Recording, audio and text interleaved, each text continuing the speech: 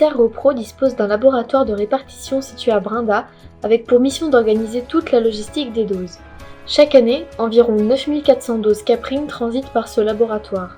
Certaines sont destinées au secteur Est et d'autres passent par le site de Coubon pour ensuite être transmises aux experts du secteur Ouest.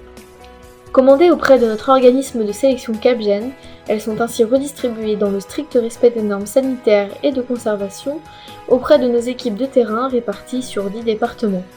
Efficacité, réactivité et proximité sont au cœur de cette activité logistique. La période la plus chargée se situe de fin novembre à fin mars, quand les experts, après avoir travaillé avec les éleveurs sur leurs objectifs d'élevage, envoient leurs commandes au service technique. En règle générale, les experts envoient un fichier regroupant tous les élevages vers le 15 janvier au service technique. Il est ensuite compilé et envoyé. Je peux ensuite passer commande auprès de Capgène vers février. Je recevrai les doses 2 semaines plus tard.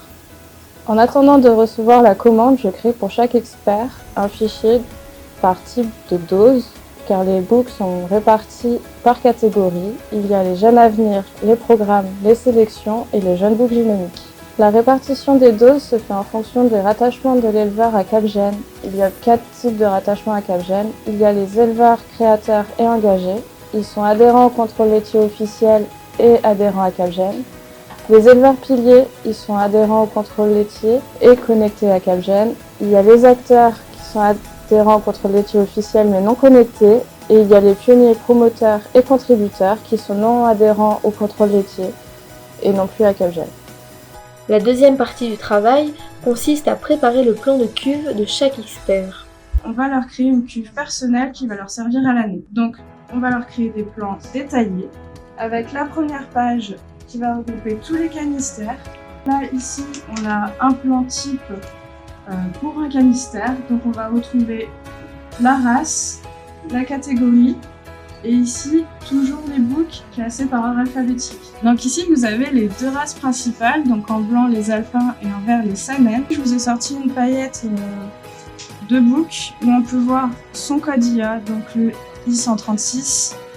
On peut voir sa référence éjaculat, donc on sait qu'il a été produit en 2013 le 336e jour. On peut voir que c'est le premier éjaculat. On a son code barre, sa race, donc le AA c'est pour Saanen, si c'est AL c'est alpin.